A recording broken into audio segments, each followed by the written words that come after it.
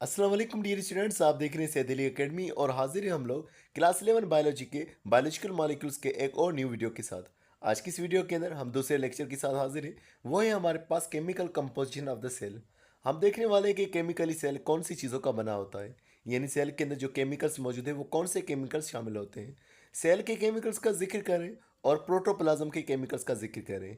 क्या सेल और protoplasm same चीज़ें हैं या अलग अलग, इसके बारे में भी आज की इस वीडियो के अंदर जिक्र किया जाएगा। तो आइए आज की इस वीडियो को शुरू करते हैं। सबसे पहले हमने प्रोटोप्लाज्म के ही हवाले से लिखा हुआ है कि सेल्स के अंदर एक लिविंग मैटर मौजूद होता है, उसे प्रोटोप्लाज्म कहा जाता है।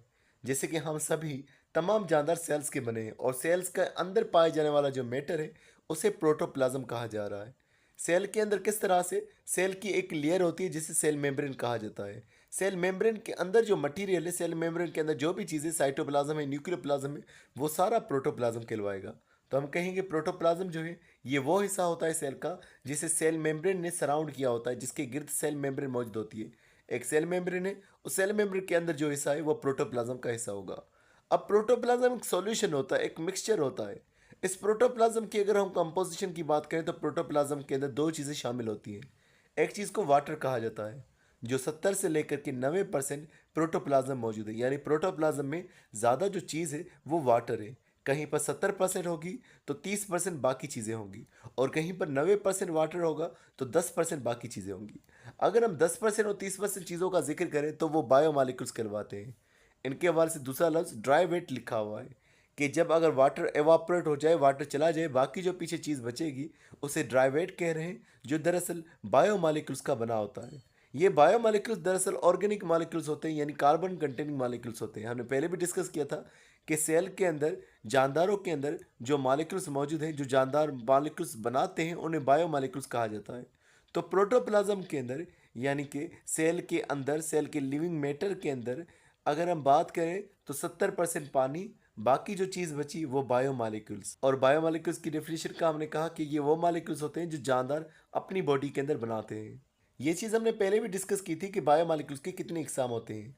हमने कहा था बायोमॉलिक्यूल्स की जो है वो 4 किस्में होती हैं, जिनमें प्रोटीन, कार्बोहाइड्रेट्स, लिपिड्स और न्यूक्लिक एसिड शामिल होते हैं। तो ये 4 तरह के हमारे पास बायोमॉलिक्यूल्स होते हैं।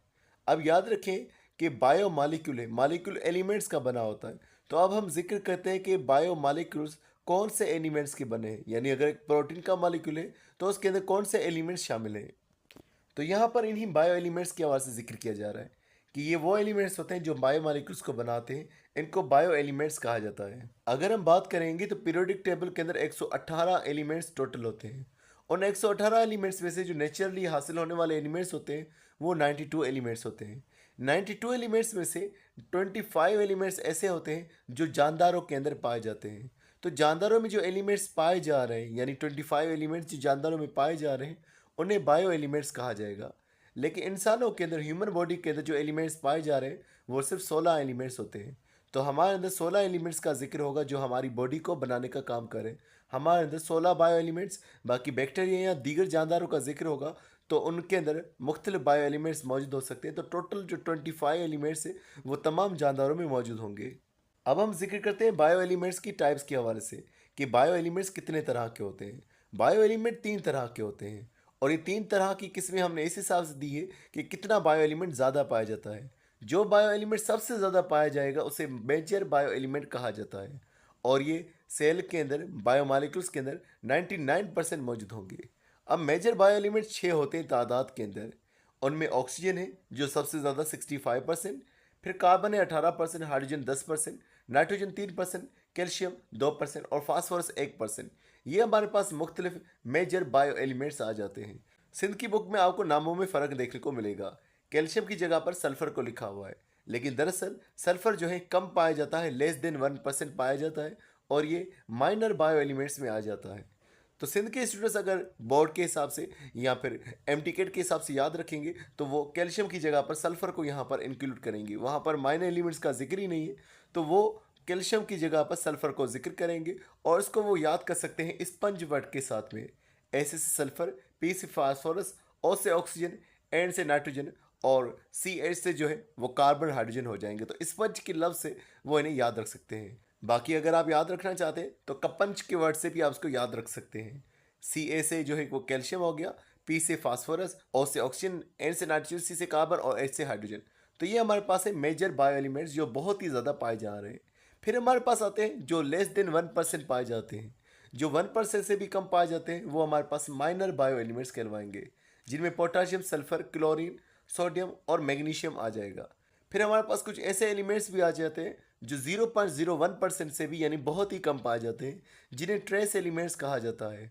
अब इसके अंदर मेटल्स शामिल हैं, जैसे आयरन हो गया, कॉपर हो गया, मैग्नीज हो गया, जिंक हो गया। तो ये हमारे पास आ जाते हैं ट्रेस एलिमेंट जो बहुत ही कम पाए जाते हैं। तो हमने तीन कैटेगरीज कही बायो एलिमेंट्स की। मेजर एलिमेंट्स जो बहुत ज़्यादा पाए जाते हैं 99%, माइनर एलिमेंट्स जो 1% से कम पाए जा रहे हैं, और ट्रेस एलिमेंट जो 0.01% से भी कम पाए जा रहे हैं।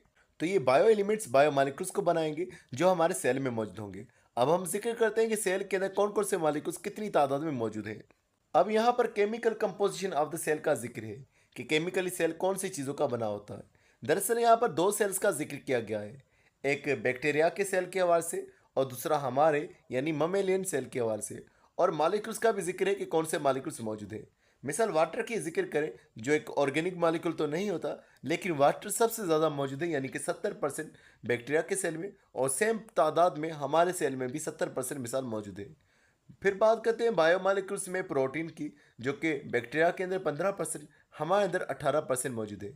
कार्बोहाइड्रेट्स का जिक्र किया जाए तो बैक्टीरिया में 3%, हमारे अंदर 4%।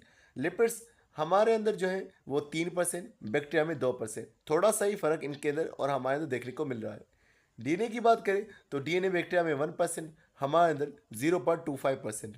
आरएनए की जिक्र करें तो वो बैक्टीरिया में 6%, हमारे अंदर 1.10%।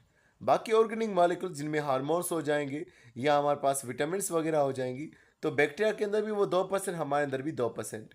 उसके अलावा इनऑर्गेनिक आयंस की बात होगी, साल्ट की, सोडियम की, क्लोरीन की, तो वो बैक्टीरिया के अंदर भी 1% है, हमारे अंदर भी 1% की तादाद में मौजूद है। तो ये हमारे पास दो सेल्स का कंपेयर किया जा रहा है कि दो सेल की कंपोजिशन जो है वो किस तरह से होगी, और कंपोजिशन तकरीबन सेल्स की जो है वो एक ही जैसी आ रही है। तो एवरेज के तौर पर ये कंपोजिशन बयान की जा रही है, जिसमें सबसे ज़्यादा वाटर मौजूद है और फिर हमारे पास ये बायो मॉलिक्यूल्स मौजूद है। तो डियर स्टूडेंट्स, आज की वीडियो में बस इतना ही था। उम्मीद करता हूँ ये वीडियो आपको पसंद आई होगी। अगर ये वीडियो आपको पसंद आई है तो इसे लाइक और अपने दोस्तों के साथ शेयर करना मत भूलिएगा। मिलते हैं नेक्स्ट वीडियो में, तब तक अपना बहुत सारा ख्याल रखिएगा। अस्सलाम वालेकुम।